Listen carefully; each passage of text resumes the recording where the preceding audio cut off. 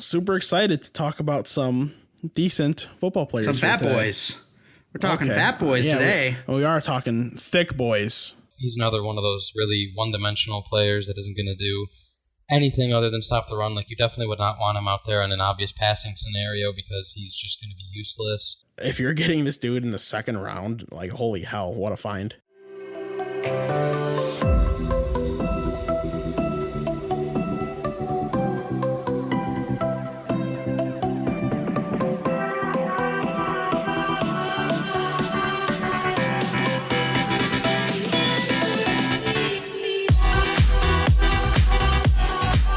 Hello, everyone. Welcome to the WNP podcast. I'm your host, Mike Mitchelson, and joining me today, as always, my co-host, Chase Crawshaw. Chase, how you doing?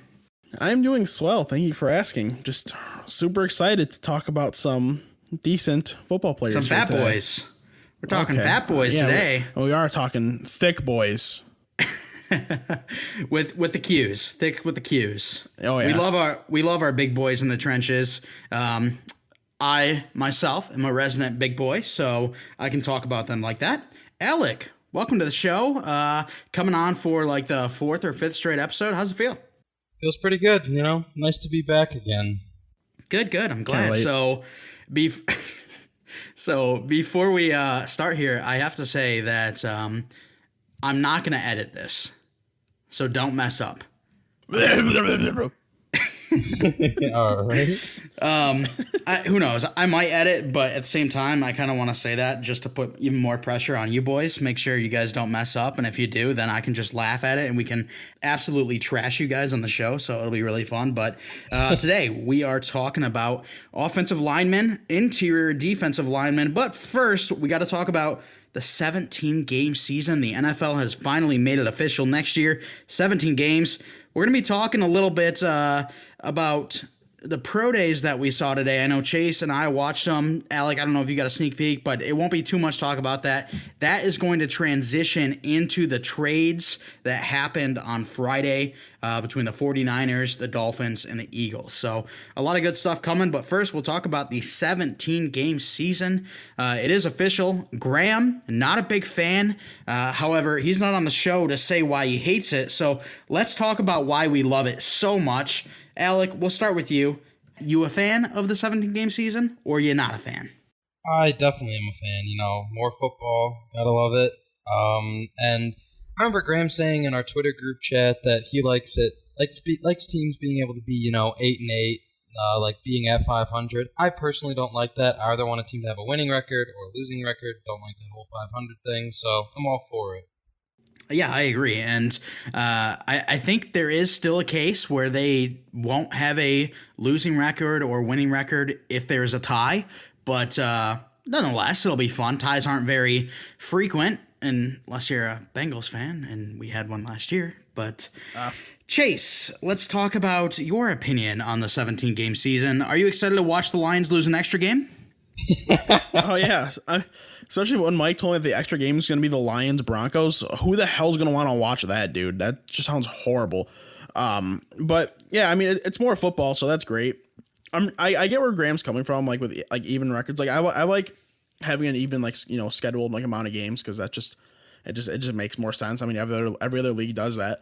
If you're going to do an odd number, I'd prefer it to end with a 5, so I might as well just make it a 25-game NFL season. Yeah, sure. The one positive I take away from this that you guys haven't yet is extra game for fantasy football. So that'll be exciting. Chase, do you want to quickly talk about your little trade you did with John Dowell, who has been on the show, I think, twice? He's also been kicked off the show as many times as twice. So, yep, that is. But yeah, let's talk about your trade a little bit, Chase. You gave up Juju, David Montgomery, and Joe Burrow. Got back Carson Wentz, Jamison Crowder, Devin Duvernay, and like 17 picks. Yeah, so a first this year, 6th overall, next year and the year after, a second next year, and then 2/3 this year, and a third next year. So it ain't too shabby. You know, I'm happy with what I got back. I'm losing, you know, David Montgomery. He played pretty much every game for me last year. Juju, he didn't really play for me at all because he had a tough year, and I have a pretty stacked receiver core. So I'm losing one starter. I'm getting, you know, guys that could spot play for me, and then I'm getting some good draft capital too. So it's you know, an interesting piece. I've got the second overall pick this year, so I'll get either Travis Etienne or Najee Harris, whichever one I want. Or whichever one is left for me, I should say. Not whichever one I want, because you'll get whichever one you buddy. want. So I'll go to whoever's left, and I mean, I'll take either of those pieces, no problemo. So they'll slot right in, and Montgomery would have been a guy who'd be debatably out anyway. Especially now that I know James Robinson, they might address running back in the draft, but it's going to be a late round pick if anything. Carlos Hyde isn't gonna take much away from James Robinson, you know, he'll probably be a running back 2, maybe more high end based on, you know, what we saw last year. So I've got no issue with moving Montgomery for what I got, really. Okay, for sure. And Alec, while I pull up Mike Schefter's tweet about who won the trade, what did you personally think of the trade? I personally think that Chase won it by a decent margin, but I'm a huge Burrow guy. I think Burrow's gonna, I don't know, he's not necessarily the best fantasy quarterback, but he's the type of guy that I'd like having on my team. I'm just a little confused why either of them found it necessary to even do the trade, because it's not like you're trading old players for young players or picks. It's already 3 super young players just to get more young players. So in the Dynasty format, it seems a little bit pointless to me, but, you know, good for Chase, you know, getting all that draft capital and helping his team.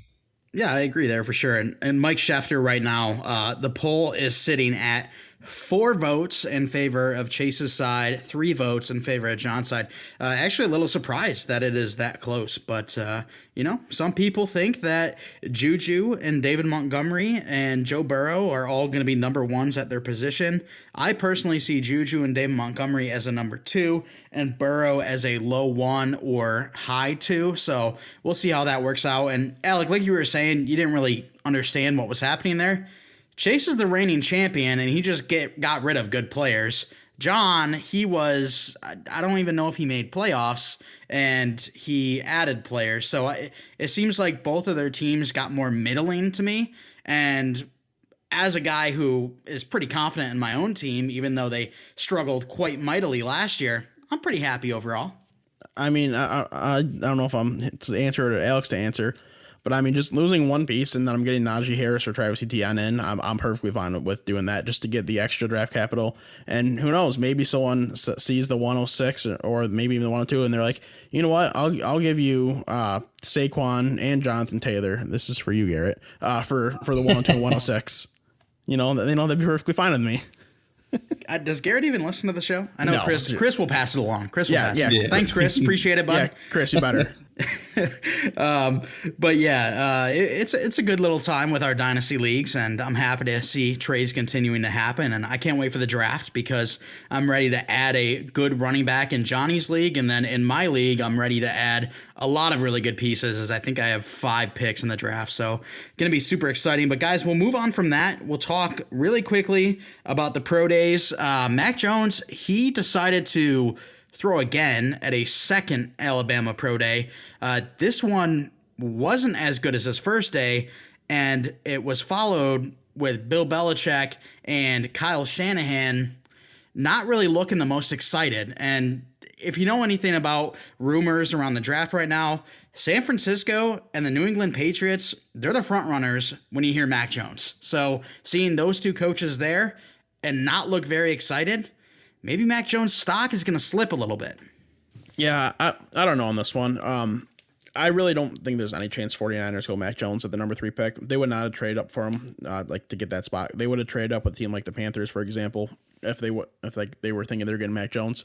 They're going, if one of those top 2 QBs and Trevor Lawrence and probably Zach Wilson are left, they'll go one of them, which that won't happen more likely than not. So then they'll go between Justin Fields and Trey Lance, whichever one they like better. I would really, really, really be shocked if the 49ers go Mac Jones at this point. So I think Mac Jones is more likely to end up with a team like the Broncos if they decide Drew Lock is shit, which he actually is, or to the Patriots. Yeah, for sure. And then we followed that up with Justin Fields' pro day. Ran a 4.43 40-yard dash. Quite impressive, and then had some great throws. That was exciting to see. A lot of talk on which one of these quarterbacks are the potential number 3 overall pick. And I think a lot of people are also forgetting about Trey Lance possibly going there as well. But let's talk about the trades that happened. San Francisco, they move up from 12 to number 3. Miami goes back to 12, but then Miami trades up to 6 as the Eagles go back to 12. So currently the 49ers at 3, the Dolphins at 6, and the Eagles at 12. A lot of talk around this 49ers pick. It seems like it has to be a quarterback here. Without a doubt, like, it's going to be a quarterback, and I think they'd be stupid to take someone like Trey Lance, especially seeing how good Fields did at his pro day. And if they end up not taking a quarterback and giving up all that capital just to trade up and draft, I don't know, Penei Sewell, then I don't know what that organization is doing, but I also think that they should have traded they should trade Jimmy G if they're grabbing a quarterback, but they said that they're not, which unfortunately makes me believe maybe they will go Trey Lance and try and, groom him behind Jimmy Garoppolo a little bit, but I don't know. I in my opinion, I think there's a good chance that the draft goes quarterback this year. So I'm excited to see what happens. Yeah, it very well could. And if the 49ers could go Lance or Fields here, there's really no sign telling one way or another. I would really be shocked if it's not either one of them. And just to say that, with them keeping Garoppolo means they're going Lance, I just don't think that's true at all.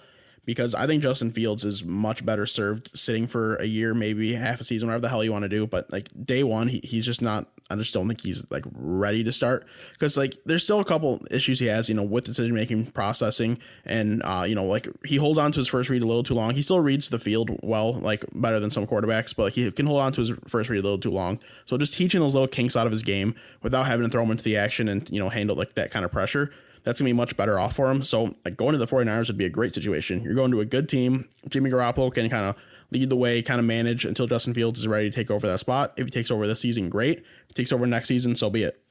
Yeah, I'm very excited to see what happens here. And that number 4 spot, looking like a prime spot for a trade up, possibly the Panthers, possibly the Patriots, maybe even the Broncos. I don't know, but it's going to be exciting. I want to say real quick, I would say there's 0 chances the Panthers, because the Falcons aren't going to trade in division to give the Panthers a young quarterback. That could be the case, but if they're giving them CMC, the 8, and something else. Well, yeah, no shit. But I don't know if you guys saw. I mean, I sent 3 or 4 different things about it in the group chat, but for some reason, anytime I talk Bengals in the group chat, no one answers. I occasionally will answer you. I like hearing things about the Bengals.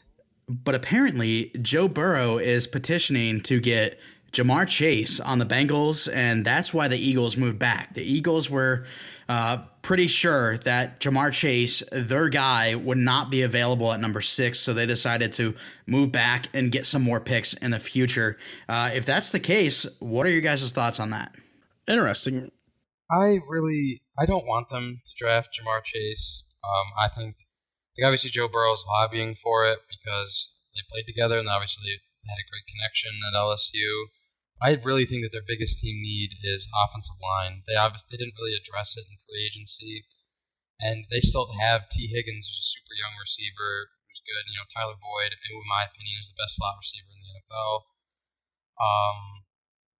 One of the best.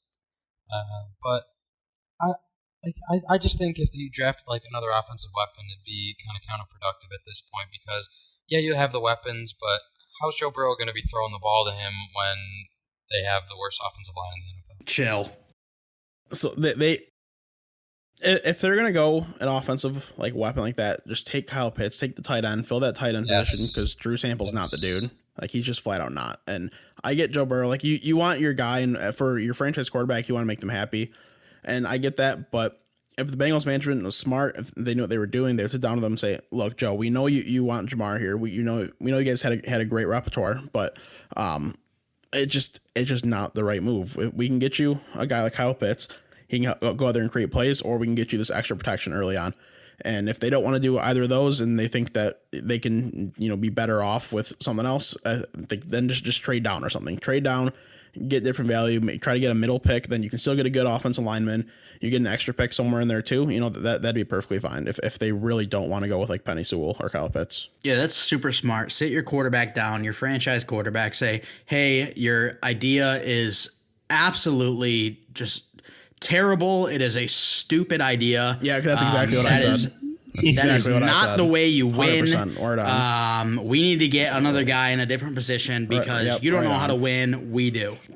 Yeah, that's exactly what I just said. How'd you know? That's what the Bengals should do to Joe Burrow. They should. That's what the Bengals would do to Joe Burrow. He is only a second-year quarterback, though, so I think that I mean, obviously they shouldn't be that harsh, but that is something that they should do. Who's had more success in their career, the Cincinnati Bengals or Joe Burrow?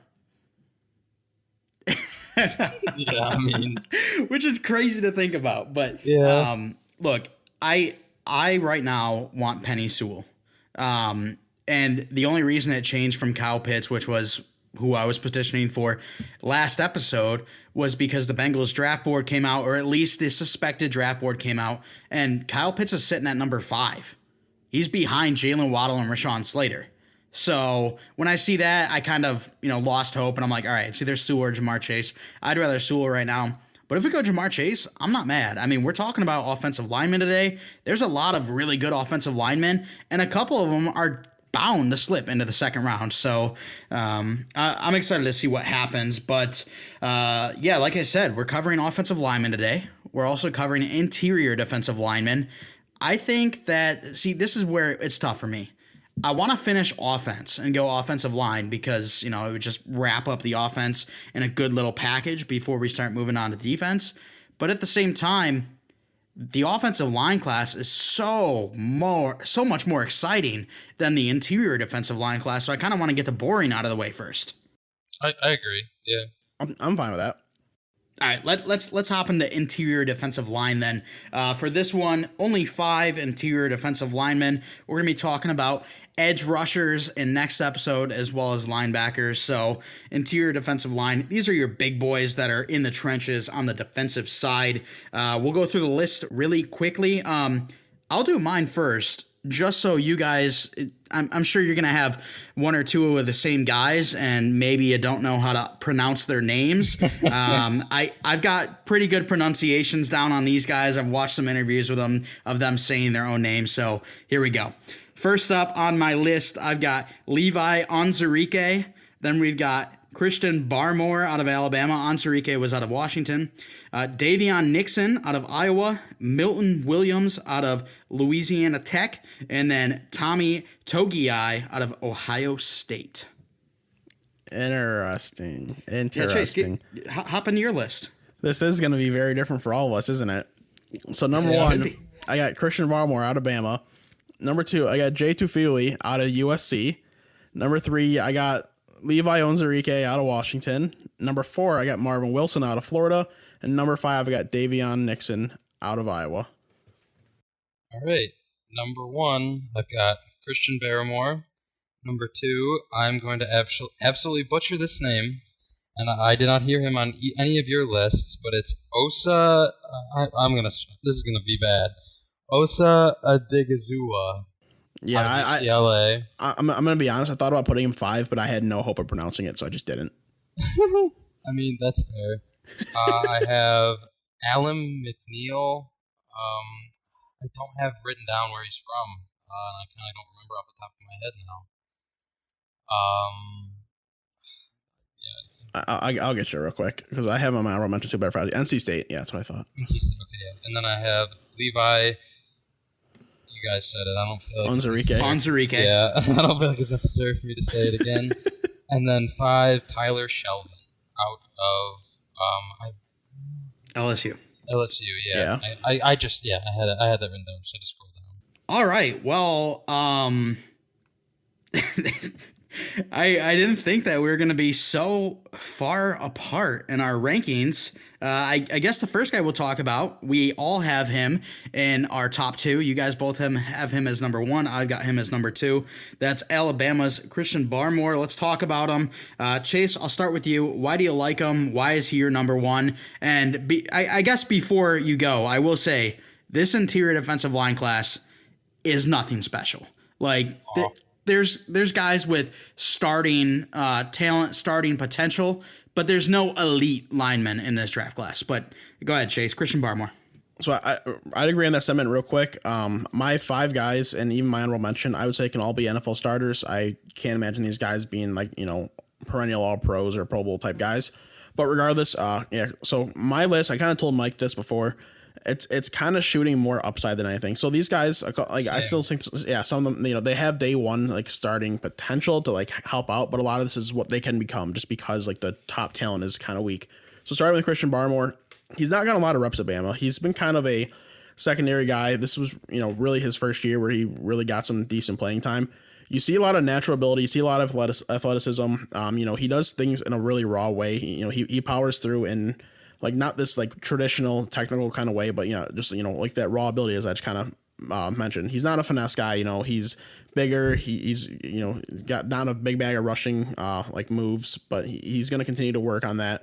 It looks like he has the potential to learn, add those types of skill sets to his bag, but it also could flop very heavily too. It's a weird case. Your number one guy, you wouldn't say usually that he can flop very heavily, but it's kind of how I feel about Barmore. But if he hits, I think he could actually be the one guy that maybe fights for, like, a Pro Bowl, perennial, like, Pro Bowler type of guy here. Okay, Alec? Yeah, I tend to agree, but my biggest thing with him is watching tape is he is insanely inconsistent. There'll be, like, 5 or 6 plays where he's just insanely disruptive, like, puts some pressure on the quarterback, stops, like, a run up the gut, but then there's another play where he is just a one-on-one with an offensive lineman and just getting beat, like, easily and not having any effect on the play.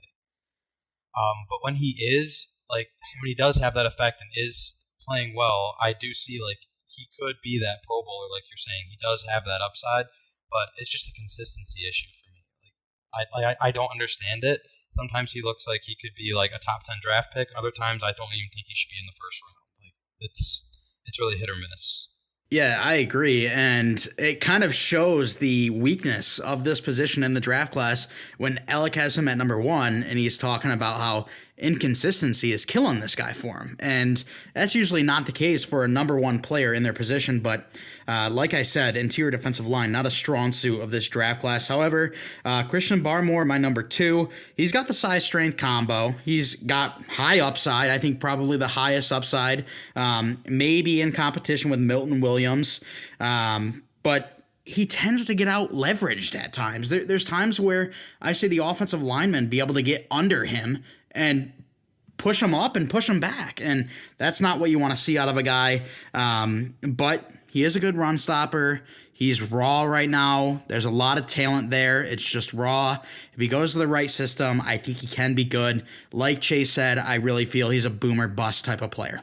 All right, guys.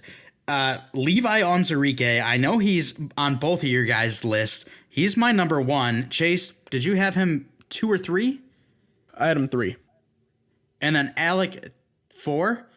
Okay, well, let's hop into him because I don't know if we have anyone similar that's higher on everyone's list. No. The reason I have Onwuzurike above Barmore is I don't think his ceiling is as high. I don't think his potential is as high. But I think right now he could start day one. I think he could come in, be a good second D tackle, or even I think he would be a good outside defensive lineman in a 3-4 scheme, be set up on the outside of the offensive guard. I think he can start right away. Will he be your best player right away? No. But the fact that he is going to be able to make an impact right away, at least in my opinion, that's why I have him over Barmore. I think he's the most polished defensive lineman in the class right now.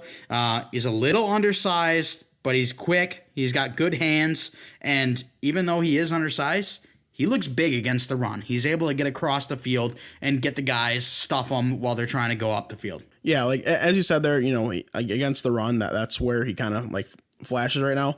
Against the pass, he doesn't get much done at all. So really in the NFL, when he steps in day one, sure, he could be used, but he'll be an early down guy. He won't be on third down. So on for surefire passing plays, he won't be in because he's not someone that's going to generate that pressure. So it's just kind of a useless player out there.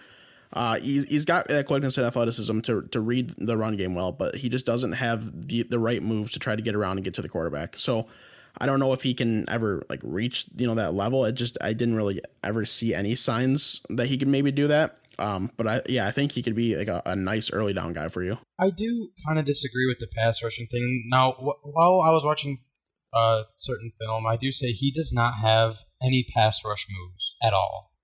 He just kind of runs in. Like, he definitely like profiles as a run blocker, but he's still like, he could still get some pressure on the quarterback here and there, even without those moves. And I was reading a little bit about him because I hadn't really heard that much about him, and he had I'm pretty sure he was like top 15 for pass rushing. I mean, that's not that great in this class, but he's top 15 for pass rushing grade. And the fact that he can do that with absolutely no pass rushing moves or finesse in that sense makes me think that he could have a potentially higher ceiling than you guys are saying, because if he can maybe learn some of those moves, then that would elevate his game to that next level. But like Mike said, he is undersized, so like I don't even think he's 300 pounds, only 6'2". So 288. Okay, yeah, so definitely under 300 pounds. That's not very common for an interior defensive lineman. So that's why I had him a little bit lower. But also watching this film, he is without a doubt the fastest defensive tackle off the line that I watched. For sure. His burst is nuts. So I definitely like that aspect of his game. So I just didn't have him ranked this high just because of the size, and I do think he's a little bit one-dimensional because he has that speed and burst, but that's honestly about it. Yeah, and I went from Levi to Christian Barmore, and I was like, man, this guy's slow. This is a lot of people's number one. He just looks slow, but that's because Levi does have a good burst, a good jump. And the one problem with I see what Chase is saying. He wasn't able to get to the passer. My one big problem is if he's already an undersized defensive lineman, why was Washington playing him as the nose tackle in a 3-4? You don't put him right in the middle. He's getting double teamed all day, and he's not even big. So I didn't like how Washington played him. I think he could fit into a Dexter Lawrence type of role where he's the exterior defensive lineman on a 3-4 system. He's not going to be one of those linebacker edges that get to the passer, but a guy that's going to be able to line up in between the guard and the tackle. I think that would be the perfect situation for him. But we'll move on to another guy. There were so many names listed off. I really don't know who to go for next. Let's go with Chase. Whoever your number 2 is, let's go with him. All right, so Jay Tufele from USC. He's 6'3", 305. He's got good size. He's someone, in this class, he's the guy that profiles, the most true 3-down interior defensive lineman. He can run defend, he can pass defend. He often ate a lot of double, what the hell's the word I'm looking for? Like double blocks at USC, because he was really the only guy that's trying to get to the QB, trying to get to the running back. He's got really good strength, good athleticism. He seems like a guy who knows what's going on in the field all the time. He's more of a safer pick, kind of, compared to Barmore. He's Tufele's going to be the guy that would be ready to play, and you could trust to have more success, but it's not going to be quite the ceiling that Barmore has. So if you're looking for someone who can be a 3-down guy and can be a good player for you, but nothing more than just a good player, Tufele's your guy. I had him as one of my honorable mentions. I was debating kind of putting him in there. And he definitely is one of the more all-around guys, but he really is the type of guy say jack of all trades, master of none. He's not amazing at anything. He plays. The one thing I do notice is he plays with high IQ. Like you said, he knows what's going on. I like that he sees the field well for a defensive lineman, which you wouldn't think. That's not all that common, especially for interior defensive linemen. But there was a lot of times I was watching the film and he would just completely miss the running back, coming right up the middle. There were a few times where it looked like he had a step on offensive lineman and could get to that running back, but then he would just completely miss the tackle, and that's a big red flag for me, because when you have 100 pounds on these on these running backs, you should be able to like at least get a hand on them or something. But that's kind of why I didn't have him on my list. Yeah, and Tufili was a honorable mention for me as well. I think he's somewhat similar to Tommy Togiai out of Ohio State, who's my number 5. I think they're both extremely good at stopping the run, and they need to be double teamed. The one difference I saw between the two of them is, like Alec was saying, Tufili sometimes, and it goes to an extra level, it felt like he sometimes lost sight of the ball and was just like pushing forward and there was no one there. There was nothing there. And that could be because he's 6'2". But there's some promise there, and it's another guy who has some upside but also has some downside, and that's every player in this draft. So you can't really argue against him being at number 2. But Alec, who was your number 2? My number 2 was, I'm going to butcher it. It is Osa Odighizuwa from UCLA. And he's kind of another undersized guy, kind of like, I don't want to have to say the name. Levi. Say Levi. Levi, okay. But my big thing is watching film with him. I think that he has a insanely high ceiling because he was constantly double teamed, but was still without a doubt the best player on UCLA's defensive line. He could get out of those double teams, stop the run. He would occasionally still get pressure on the quarterback, but there just is not enough tape of him one-on-one with an offensive lineman. So that makes me think that if you could see that more, he definitely would have had better stats and been ranked higher and stuff. But that UCLA defense was just awful. So the fact that he was really one of the only disruptive pieces on that means that they were focusing everything on him, and he couldn't really show what he had. He also showed out at the Senior Bowl. I was reading a bunch of stuff saying that coaches were praising him, and even though he's undersized, he plays way bigger. He also looks. He's like 280, 285, something like that, and he looks bigger than that, and he plays bigger, but he still has that speed and that burst off the line. The one knock I do have on him is I'm pretty sure he has I think it was a really short wingspan, so he doesn't really he can't really reach out and grab the running back that well. But if he can get in front of him, then he's stopping the run more consistently. So. Yeah, he's not a guy that I really have much on. I watched him, but watching him, he just didn't wow me more than my other guys. So I didn't take a ton of notes or really note too much on him. But I agree with some what Alex says. I just don't know how well it profiles the NFL. I don't know. Watching him, it just didn't seem like he was completely translatable. I don't know. Yeah, and the one thing that I know about Odighizuwa is when Alex said he thinks he could have a high ceiling, a really good potential, I think it's got to be a specific scheme. I don't think he's a translatable guy. I think the team that takes him needs to know that he's kind of a one scheme guy, kind of a one trick pony. He's not going to be super versatile. So if he goes to the right team, he could make a big impact.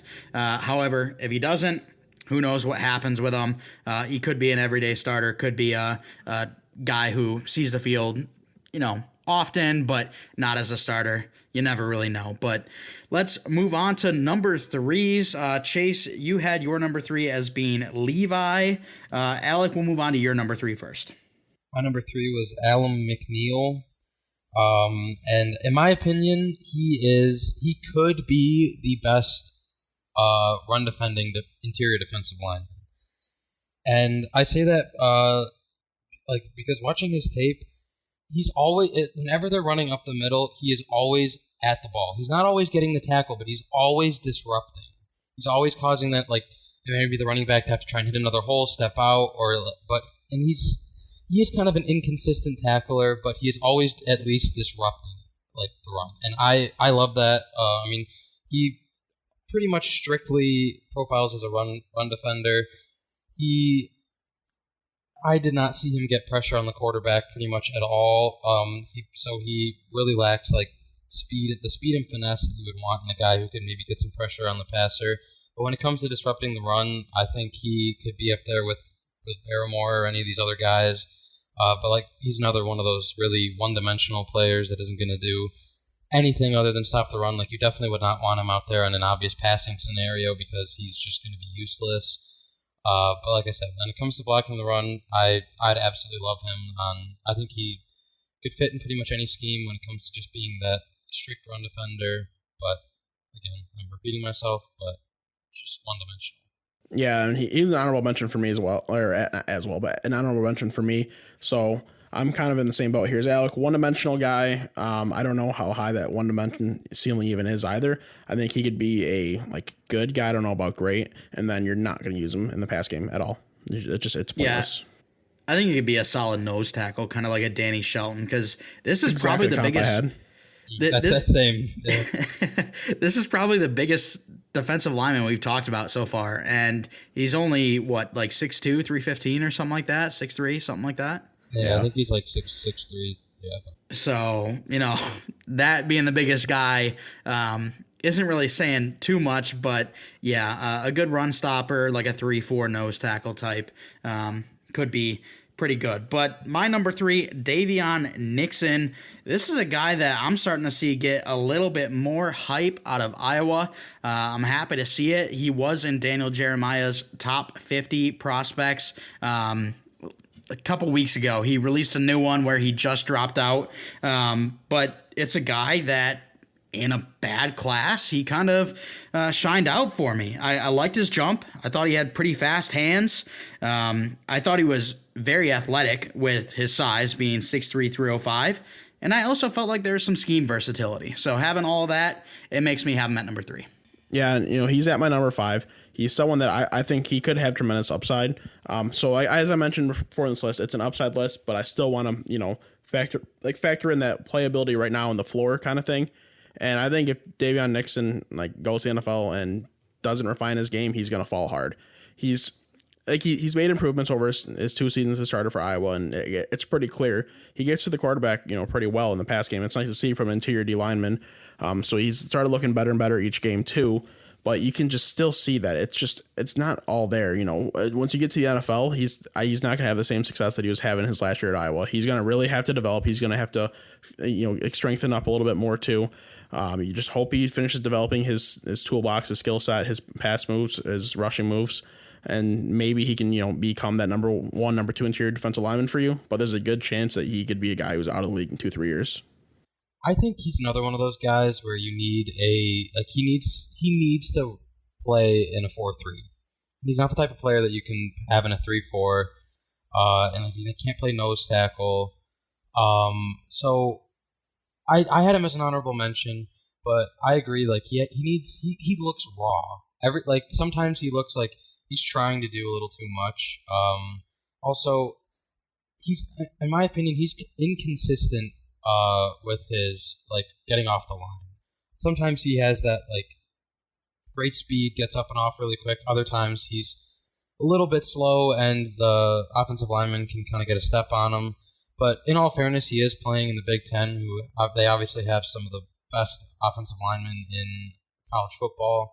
So I think that he honestly would be on my list if he wasn't playing in the Big Ten against all these amazing offensive linemen.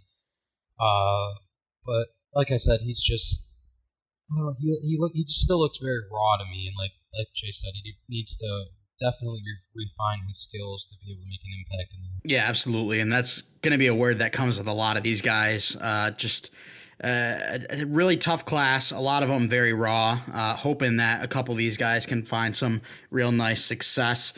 Chase, I believe you have Milton Williams at your number 4, right? No, that's Alec. Right. Oh, that's Alec. I don't have Milton Williams on my list. Oh, only Mike is Milton Williams. I have Marvin Wilson at my number 4. Oh, Marvin Wilson, excuse me. Okay, well, let's talk about Marvin Wilson then. Did we got your 1 through 3, right? Yeah, it's Barmore to Philly, and then Levi. So right, okay. Yeah, Marvin Wilson out of Florida State, and just incredibly unproductive this season. It was that's an understatement. It was bad. It was really bad. It was really bad. So you're just hoping that this Florida State team, they've been kind of in shambles the last couple of years, just getting worse and worse as a program. You're hoping that this year was just a bad year for Marvin Wilson, a bad year for the team, and he can move on. this is a true boomer bust pick. Because like the previous season, he showed some signs that he's got some NFL abilities. He was looked at as like maybe a day 2 pick coming into the season, and has fallen off pretty hard since then because he did literally nothing. He's going to be an interior pass rusher right now if he had to just like have one role in the NFL. But he could develop more into a more rounded player. We've seen some signs that he could do that. You're not going to spend a lot of draft capital on this guy because like the chance that he hits isn't that great, and the chance that he fails is a lot more likely. But with 6'5", 305, with like his prominent pass rushing ability, it's something that a team's gonna want to work with. I personally do like his size. I think he's like 6'4", 320, 325, something like that, maybe even bigger. I'm not 100% sure. But he was just like watching his film. It was just abysmal. He was constantly getting beat, not getting through the offensive line, getting any pressure on the quarterback, and I did a little bit of research on him last year, and I've been seeing stuff this year saying that he was kind of hoping for a kind of like a Derek Brown thing, where he goes back and just absolutely bolsters his draft stock, and that just totally was not the scenario. He dropped his draft stock even lower than it already was, and I don't even think I'm at the point where I don't even think he should be drafted in the first five rounds because I could not find a positive thing about him other than his size. Damn. All right. Well, I agree that he is a more interior pass rusher.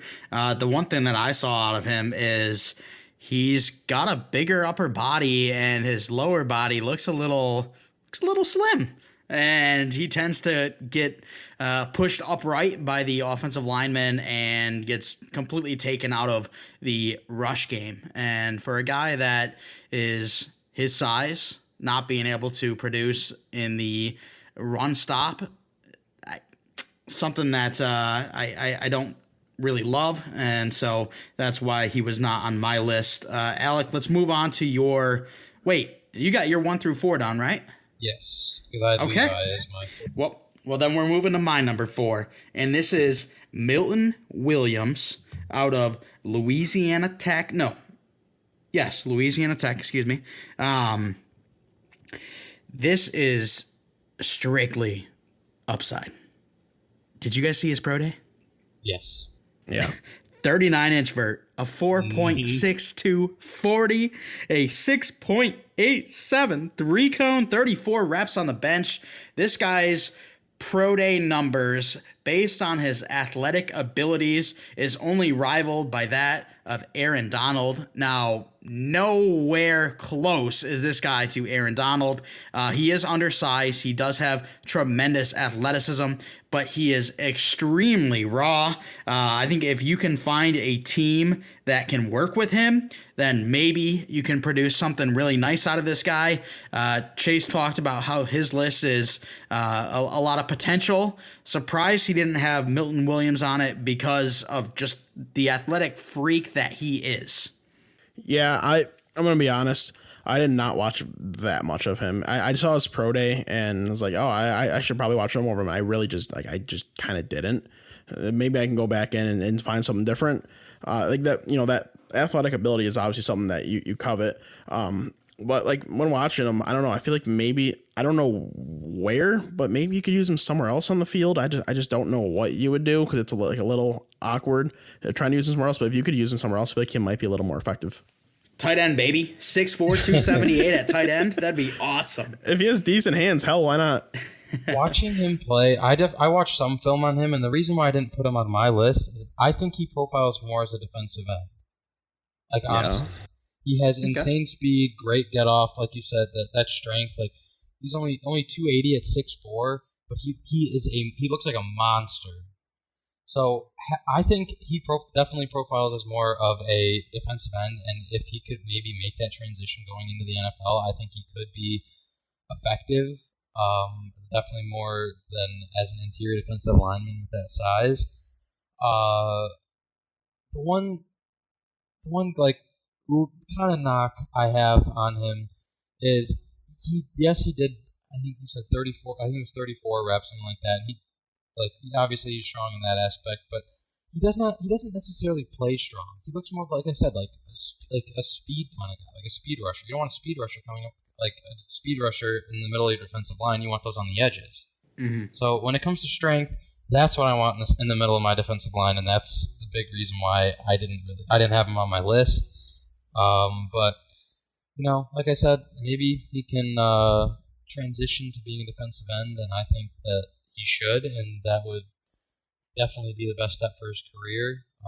But I'm excited to see a guy that just has that absolutely monstrous pro day and looks like a beast in the NFL. Yeah, for sure. And unfortunately, I think if Milton Williams was coming into the draft profiled as an edge rusher, I think his stock might drop even more. So I think it's good that he's coming in as kind of like a hybrid, but I'm hearing more about him as an interior defensive lineman. If he does come in as an edge, this edge class is pretty good.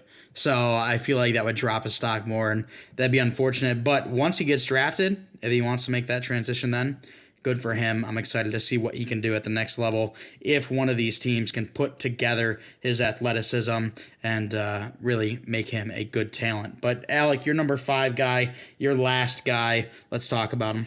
Tyler Sheldon from LSU. Now, I don't remember I don't think he played this last year. I know he played the year before, and I remember watching. Most of the film I watched was from 2019, not 2020. So it's kind of like a similar scenario with a guy from Florida State. But watching a lot of his film he's another one of those guys that I had like with Alan McNeil.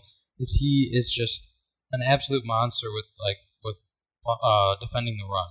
He's always disrupting, and for how big he is so flexible and can move his body and contort ways that you would not think a guy who is pushing 350 at only 6'3" could do.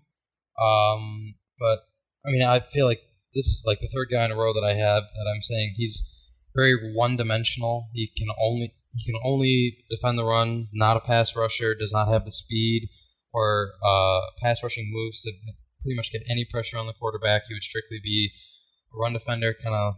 I have another comparison similar to Danny Shelton, except a little bit bigger. Couldn't really find a comparison that I liked with the same size as him. I do think he needs to take off a little bit of that weight because it's not strength weight necessarily. It's more so he's just if you see the gut on him, it is very. It's there, and I think that slows him down a little bit, and I think that I didn't see his. I don't know if he has had an official 40 time yet, but I've seen predictions around the 5.8s, which is brutal. I mean, so I think he needs to take off a little weight and he'd be a little bit better. But I like it. It's upside with the run defending ability. But yeah, LSU Pro Day is tomorrow, so you'll see that. No, he did not play this year either. I don't think so. Yeah, but really, you've kind of covered everything that I had to say about him. He's someone that I watched. He wasn't in my top 5 or my honorable mention, but he's a guy that's definitely worth drafting. You really cover everything that I would say about him. Like this quote by an analysis that says, Shelvin is a straightforward evaluation. He's a massive interior defensive lineman who is outstanding against the run, but doesn't offer much on the passing downs, which that's exactly him. He's a big boy. So Shelvin is your number 5. I went another run stopper at my number 5. However, not as big, a little bit more elusive, a little bit more agile. Tommy Togiai, guy out of Ohio State. The one thing that I absolutely loved out of Togiai was his ability to pursue the run. And he wasn't a guy that did much in the passing game, that's for sure. But I saw runs where they were pushing off to the outside. They were outside runs or outside sweeps, tosses, whatever they were. And he was the one to get the tackle, even though he's the interior defensive lineman. He was a guy that just his pursuit was on a different level. It looked different to me, so that's why I had to put him in here. A really good run stopper that if he doesn't get it the first time, that doesn't mean he's going to fall down and not get back up or anything. He's just a guy with all the pursuit in the world. Yeah, I watched a little bit on him, not a ton, but for being only 6'2", only 6'2", but being 300 pounds, he plays fast, and he definitely is a great run stopper. But I just he didn't excite me. I didn't see any like huge plays that like made me think like, wow, like he's really gonna that'll translate to the NFL. Like he's all right, but I mean, same can be said about a lot of the guys we have in here. Like he's just all right. Yeah, this is that kind of guy that you draft and you hope that a couple years in the NFL, learning from somebody in front of him, he can maybe do something down the road, because like it's not there yet. Yeah, I think he's a good rotational piece. I don't know how much development is there. So, but that's it. That's it for the defensive line talk, interior defensive line talk. Yeah, we get to move on to something a little bit more exciting, especially for me as a Bengals fan. Definitely looking at some of these guys, the offensive line class. So we combined all of them. We've got tackles and interior offensive linemen in here. We've got 8 names to go through. Maybe at the end we'll have some time for a couple honorable mentions, but let's start flying through the list. Alec, we'll hit yours first, then we'll go to Chase, and then I'll follow up. Alrighty. Number 1, obviously, Penei Sewell. I feel like number 2 is pretty obvious too, with Rashawn Slater. 3, Jalen Mayfield. 4, Elijah Vera Tucker. 5, Tevin Jenkins. 6, Christian Darrisaw. 7, Sam Cosmi. And 8, Trey Smith. Alrighty, so now moving on to me. Yeah, that's what I said, Chase. Yep. Mm-hmm. Did he, Alec? Yeah. It must have cut. It must have cut out of mine because I didn't hear anything. It wasn't after Alec. I said we're gonna go to Alec's list, then Chase, you'll follow up, and then. Yep. I literally didn't hear that. I heard. I didn't know I needed silence. a transition for you. My bad. I heard Alec then silence. Must have cut out on my side. All right, everyone. Chase's list up next. Chase, give it to us, baby. Thank you. I needed that. So number 1, we got Penei Sewell, easy peasy. Number 2, Rashawn Slater. Number 3, Elijah Vera Tucker. Number 4, Christian Darrisaw. Number 5, Samuel Cosmi. Number 6, Jalen Mayfield. Number 7, Liam Eichenberg. And number 8, Landon Dickerson. All right. And then as you hear the lovely East Lansing train in the backfield, my list is number 1, Penei Sewell. Number 2, Rashawn Slater.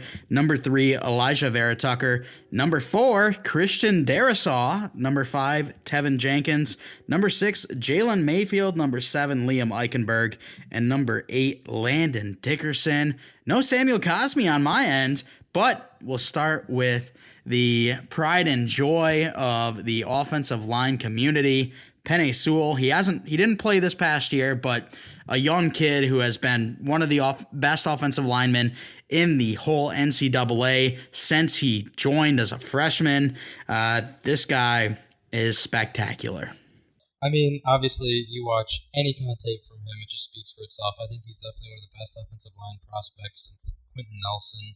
Immediate start, Pro Bowl potential, absolutely nuts. Since he was a freshman, his technique is almost flawless. He's so much fun to watch, and which is weird to say when you're talking about an offensive lineman, but this guy can completely anchor an offensive lineman as a rookie, in my opinion.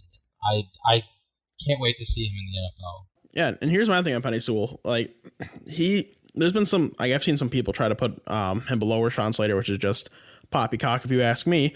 But like the worst thing about Penei Sewell's game is his technical ability, and his technical ability is fantastic. His pure athleticism is just unmatched. His awareness, his strength, it's just unmatched. You watch him when he loses his technicality and he's kind of funky. He doesn't lose the block. It doesn't matter. He still wins every block that he's in. It's incredible what he can do. So you just refine the technicality a little bit, make sure that it is, completely flawless, even though it's nearly flawless. And this dude is a borderline best tackle in the league for 10, 15 years. Absolutely. His athleticism and his footwork are on another level. I think he's the best run blocker in the game right now because of that athleticism and footwork. He's able to get downfield and continue to make big blocks while the running back is right there behind him. However, I do think that he could use a little bit of help on the passing downs side of the game. I mean, he's not bad or anything. He's a very good pass blocker, but he's not the best pass blocker in this class.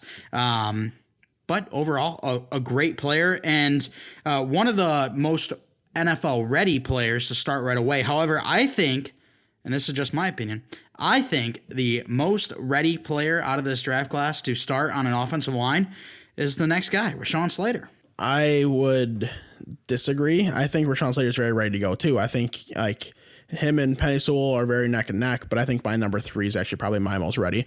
But regardless, yeah, Rashawn Slater he's a dog, dude. He's by far the most technical O lineman here, and he has incredible strength. He has a really strong punch. He did 33 reps on the bench, kind of show his strength, and when you watch him, the way he punches rushing defenders, it's really kind of a sight to see. He's really a dude who can be your number 1 left tackle. I just don't think he profiles as high as Penei Sewell, and I think they're about equal in terms of ready to go. My big thing is I think that a lot of people are saying Rashawn Slater is more fitted as a guard, and I do think that he would be better as a guard than as a tackle, but I'm not saying that he would not be an amazing tackle. And that's kind of a big reason why I think Rashawn Slater is more pro-ready, in my opinion, because Sewell straight profiles as a tackle, period.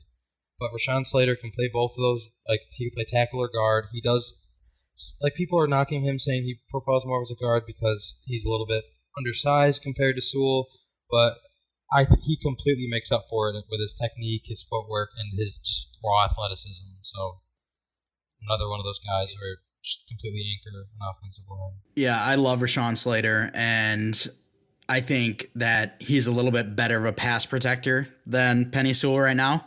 However, Penei Sewell, incredible upside, where Rashawn Slater, I don't think he has the upside of a top 3 offensive lineman in the whole league, where I see Sewell as that. I think he can be a very good, top 10 tackle in the league for years to come. And the one thing that I actually really love about Rashawn Slater, it's similar with Tevin Jenkins. They both look like nerds. They really do. True. They got their glasses really do, yeah. But when they get on the field, they're violent as all hell, and that's what I absolutely love. But it's just kind of funny to see that. I saw 2 pictures of them in like the same tweet, and it said, could you imagine these 2 getting violent on the offensive line? And it's like, no, I can't. But then you watch their film, and it's like, oh shit. But Chase, let's talk about Elijah Vera Tucker. He's your number 3. He's my number 3, and he's Alex number 4. This is the first interior offensive lineman on this list. Why do you love him so much? So I'm a big fan of versatility. We were talking about that with Rashawn Slater, and I agree. I didn't say anything on this, that he can play guard, and some people think he's better suited for that, but I truly think he's better suited at tackle because he's got the size. And Elijah Vera Tucker, it might be the same thing with his size. He's good to play left tackle, and he played a lot of left tackle and did really well at USC. But he's obviously a more natural inside interior the guard position. He's just a dude where if you have an injury, you put him wherever the hell you need him to. If someone gets hurt or someone's getting exposed by a defensive player, you move into that spot and he'll neutralize them. It's really impressive what he can do because he's a really physical dude. He never quits on a play. If you watch him, he'll be blocking 8 yards down the field when they're on the right hash when the ball's all the way over on the left hash, and he'll just not let go of that block because he just does not want to take any chances. The dude's strong, the dude's smart, the dude works hard, and he's so versatile and has great size. He's just ready to go. Yeah, I agree. I think he has probably the highest IQ, like football IQ, when it comes to all of these offensive linemen. But I do sort of disagree about the tackle. I mean, I'm not saying that he definitely could play tackle and be solid at it, but I definitely think that he's more suited as an interior defensive lineman just because he does kind of lack the length, and I don't think that he would necessarily be able to block one of those great speed rushers that get around the edge. I did see occasionally, like when he was playing tackle, someone who was a little bit faster than him could kind of get that edge, get around him, and put some pressure on the quarterback. But when he catches you on a block, you're not getting out of it, period. He's going to hang on to you until the whistle blows. He fights he always is fighting till the whistle blows. But you can't deny his IQ, his strength, his athleticism. It's just more about a length thing for me that I think he's more suited for guard than tackle. But I'm not saying he could not be an effective tackle. Yeah, I mean, Vera Tucker's great. I think that for me personally, I think these top three guys that we just talked about are kind of ahead of the rest. I mean, the whole class is amazing, but I just think these three are just a little bit ahead. And Alec, we'll talk about Jalen Mayfield next and why you love him and why you have him at 3. But Vera Tucker, just great. I think he is a guard. He did play left tackle a lot of the season for the Trojans this year, but I think he is better on the inside. The athleticism to push down the field and pick up blocks, like I was talking about with Penei Sewell, to continue to help the run game is terrific. And he's the best interior offensive lineman we've seen since Quentin Nelson. Easily. All right, Alec, let's talk about Jalen Mayfield next. He was your number 3. He sits at 6 for me. And Chase, you have him? I have him at 6 as well. Okay. Well, the reason I have him here is more so, I mean, and it is kind of weird to do it and this amazing of a class, but I have him in here because of his upside. I think that if he played as many games as some of these other guys, he would be ranked higher on your guys' list and a lot of other boards, but he only played in 15 games. But in those 15 games that he played in, he was just an absolute monster. Just, exactly what you want in an offensive lineman. I think that, in my opinion, I think he's even a better pass blocker than Sewell is at this point. He's not as good of a run blocker as any of the other 3 guys that you mentioned. But he just has so much raw talent. And I think that if he can refine that a little bit, then he could be right up there with like these other 3 guys and just be a top 3-4 offensive lineman at his position, and I do kind of wish that he did have a bigger sample size because there's a lot of guys that have one good big season and then just kind of like fall off a little bit, but just when it comes to raw talent, he's right up there with the rest of them. And I just absolutely loved watching him, and he's someone that I've watched a lot of because obviously I'm a Michigan fan. I watch pretty much every Michigan game, so I see him picking up those blocks and stuff, and he's definitely one of the more fun offensive linemen out of the Big Ten to watch.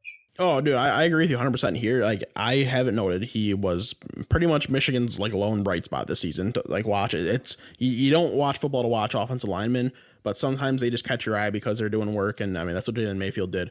I have also noted that he is probably my candidate to be the steal of the draft. Yes, I have that in my notes. Because I like going steals guys as day 2, day 3 picks, but like he's going to be an end of day 1, early day 2 pick, and he's going to be starting right away. Wherever he goes, he is ready to start right away. He can play, if he can play either tackle, he can play interior, and like he's going to be that dude. And if he just puts it all together and shows that it wasn't just this short sample size, then he's going to be great. And he should, at that point, I'll have to go back and say I was wrong. He should have been higher on my list.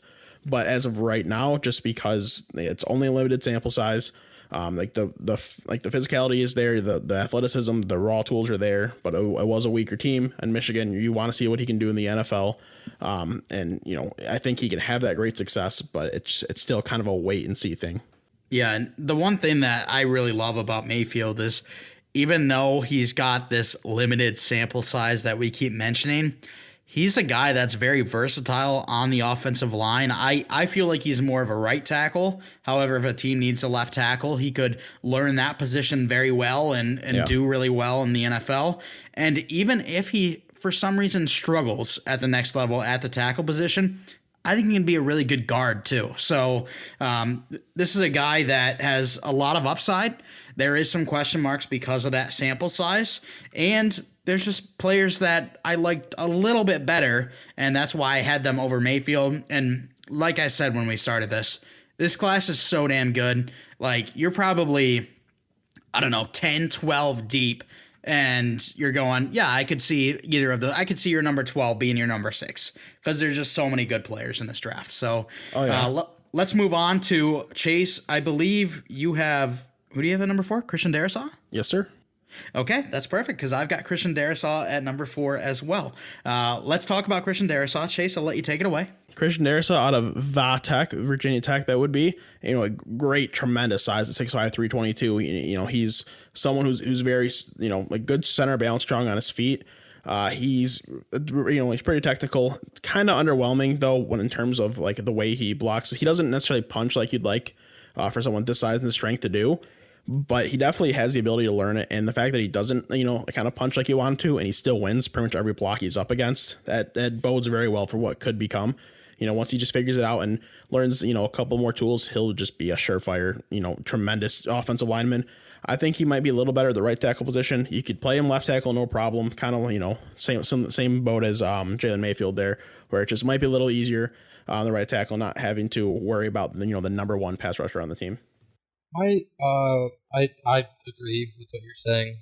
I have him a little bit lower, but that's only because I do think that he needs some polishing when it comes to pass blocking. One thing I noticed watching film for him is he gets pushed back a little bit, and that still kind of disrupts the quarterback and stuff. Like, he'll hold his block, he won't let the guy through, but he gives up ground a little bit too much sometimes. But when it comes to run blocking, I think he's up there with Sewell. I think he's going to be an absolute elite run blocking offensive lineman. Yeah, and I've seen Darisaw even jump up into the conversation of should he maybe be the number 2 tackle on the list.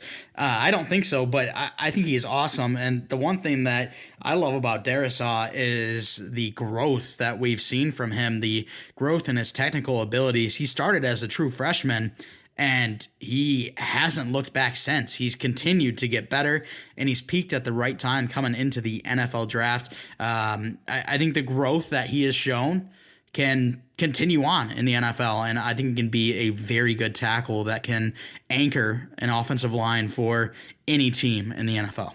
And this is something I want to mention. I don't know how many people listening to this truly understand the offensive line position. Starting at offensive line as a true freshman in college is incredibly impressive because you're going from high school competition where you're the alpha, then all of a sudden you're going against college kids. You might be facing some guys that are 23, 24 years old, and you're still just strengthening up. I mean, you're only 18 years old. You're still trying to build up your strength, and you got these dudes coming at you full speed, full power. And if you can hold your own, that's impressive. It's rare that you don't see a guy hold their own and then not have success future on in the NFL.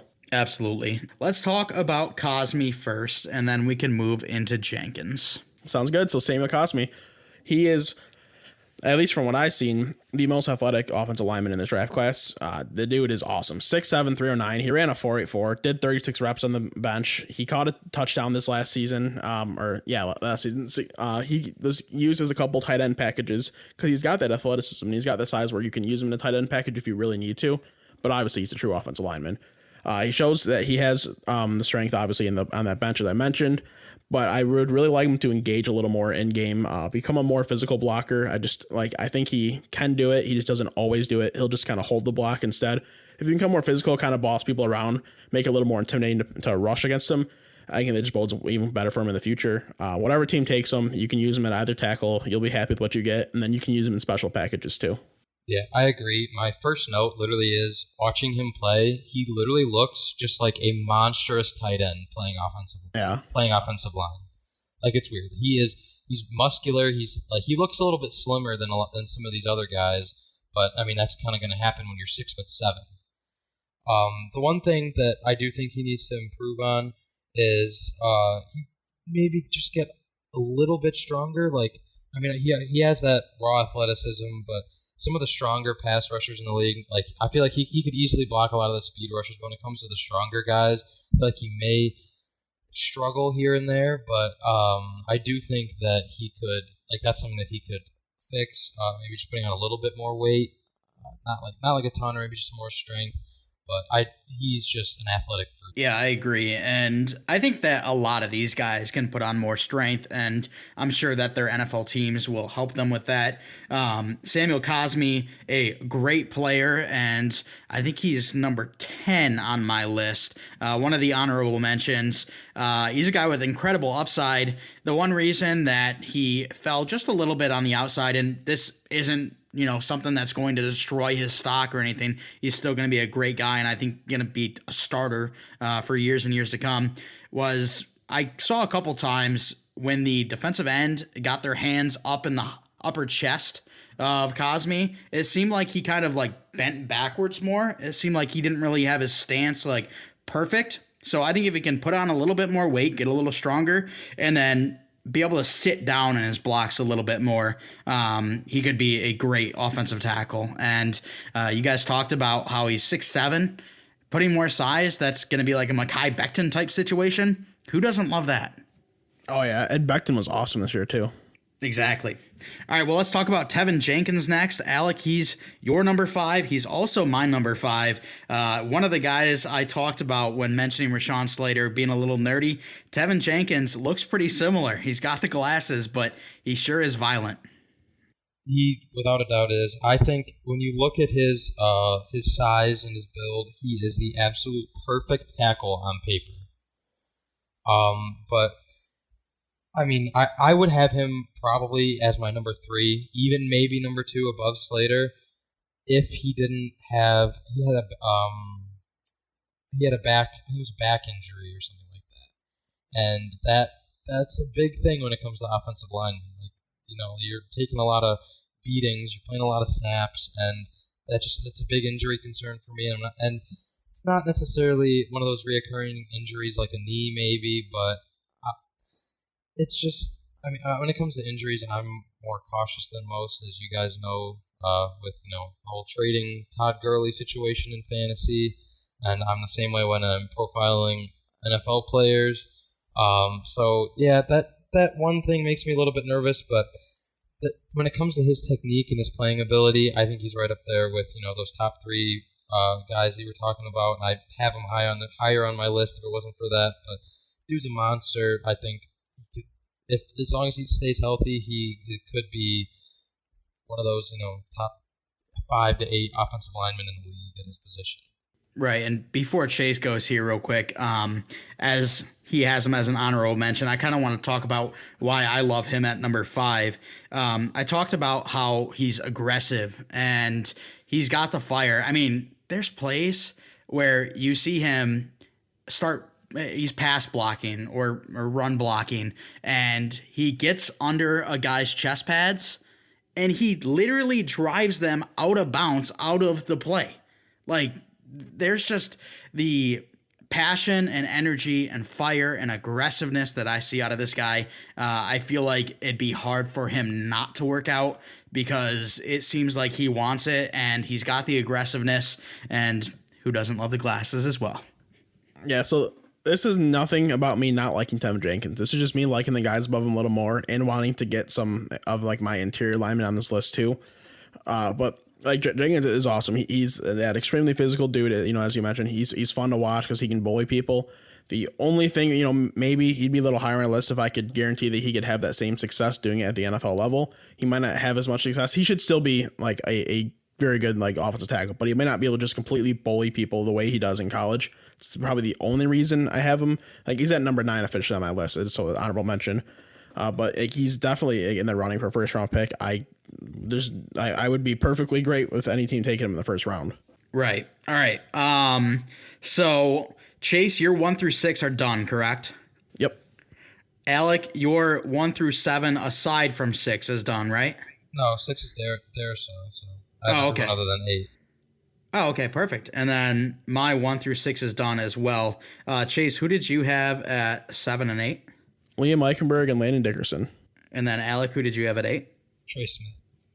Okay, well, I've got Liam Eichenberg and Landon Dickerson at my 7-8 as well. So let's talk about those two first, and then we'll hit up Alec's number 8. So Liam Eichenberg first, offensive tackle out of Notre Dame. Yeah, this dude's ready to go right away. He's going to hop in, play left tackle, and be ready to go because he's just sound. He's just a great sound offensive lineman. He might not be like at the level, where Penei, Sewell or Rashawn Slater are for example, but he's going to be someone. He's going to start for you from day one. He's going to start for you for 10, 15 years. He's going to be a very good tackle. He's going to help in the pass game and the run game. Someone who's a borderline Pro Bowl type guy, not necessarily all pro. But, I mean, if you can get a guy who's borderline Pro Bowl every year at the tackle position, you're not going to pass up on that ever.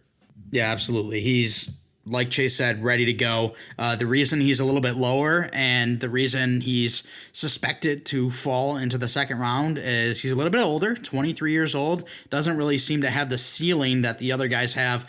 But to get a starting day one tackle in the second round, that's terrific. And I don't remember the exact stat, but I think it was all last season. He didn't let up a sack once, so he's pretty good. Yeah, he's okay.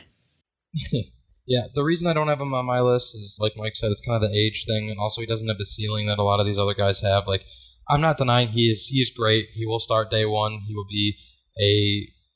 will definitely make an impact day one as well. But I just don't see him ever even breaking that, like, top 15 offensive lineman. Like Chase said, maybe borderline Pro Bowl here and there, depending what team he goes to. But another one of those situations where it's like jack of all trades, master of none. He can do everything good, but nothing great. He's not like an absolute mauler or anything, but he will definitely help anchor an offensive. Offensive line is probably the one position where like you kind of want someone who is like jack of all trades, master of none, because if they can do everything, then you can trust them in any situation. Sure, if they're a supreme run blocker, then you feel safer running the ball their way. But if they maybe struggle in the pass game, then you're kind of worried, as a pass blocker. So if they can be just well rounded, like that's the perfect offensive lineman. And it just excites me so much as a Bengals fan who's got a terrible offensive line that we are into our 7th guy, about to hit our 8th guy, and we're still talking about they can start day one. That is crazy. That is so exciting. It's not a sexy position, but if you're a fan that likes to deep dive into this stuff, like it's so fun to see what all these offensive linemen can do. Chase, you mentioned a guy who can be the jack of all trades, can really go everywhere. Well, let's talk about our number 8 next. That's Landon Dickerson. He's really more profiling as an interior offensive lineman, but he does have some experience on the exterior as well. And I sent in the group chat, or no, I didn't send it in the group chat, actually. I put it on WNP. Landon Dickerson, during Mac Jones Pro Day, just decided to do like 3-4 cartwheels. Yeah, the dude is awesome. He is a ready start NFL center, if you ask me. I think a team would be mistaken not to play him at center because he is just, you can tell by the way he commands the field and based on like interviews with his teammates and coaches, he's just a natural born leader. He's super smart, and that's the guy you want at center. He can, like the center's controlling the whole offensive line, that they're adjusting blocking assignments and stuff with the quarterback. And Landon Dickerson's just that dude. He went into Bama for 1 year, as a grad transfer, immediately found the locker room gravitating towards him based on all accounts. And he just went in and just absolutely produced. I mean, he helped keep Mac Jones upright all season long, let Mac Jones just sling the ball and do, the things that he did in an impressive season. And Landon Dickerson's probably the biggest part of that, if you ask me. And he's going to end up in the second round because he profiles as a true interior guy and maybe a center. But if you're getting this dude in the second round, like, holy hell, what a find. Yeah, he's my 9th ranked, so first honorable mention. I absolutely loved him. He's huge, 6'6", like 330. And like a reason why I didn't have him as high, he is a pure interior defensive lineman in my opinion, and I do think that he should definitely play center at the next level. That is what he's best suited for. But the one thing watching his film is he did play a little bit, like, I don't know how to put this, kind of like he played like he had like heavy feet. Like he didn't have quick feet. Now he has solid footwork, but it's slower footwork. So that's one thing. I mean, it's not as important when you're that you're at center, exactly. You're at center of the line. So that's what I'm saying. He definitely profiles as a center, and I think that's what he's best suited for. But I agree. Starter day one, and great guy. Yeah, and I think that maybe what you were seeing, I don't know if it's the case, but he does have a lot of injuries, and a lot of them are to his legs. Torn right ACL, ankle surgery, ankle injury, and ligament damage to his left knee. So maybe he was dealing with one of those at the time. It's a tough history with injuries.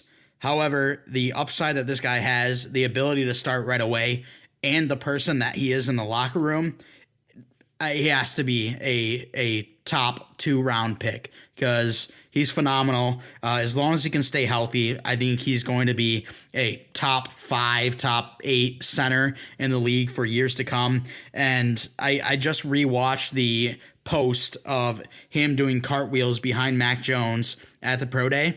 After that, he stood up, gave a little goofy wave, and Mac Jones just started dying.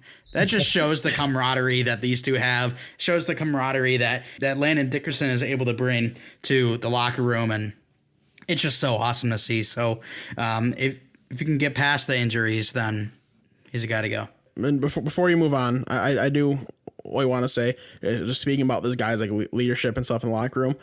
As long as he stays healthy, he can have a full career. He will spend more years as a captain than not as a captain. Yeah, easily. All right, Alec, let's move on to your last guy here. Who was it again? Trey Smith? Yep, from Tennessee.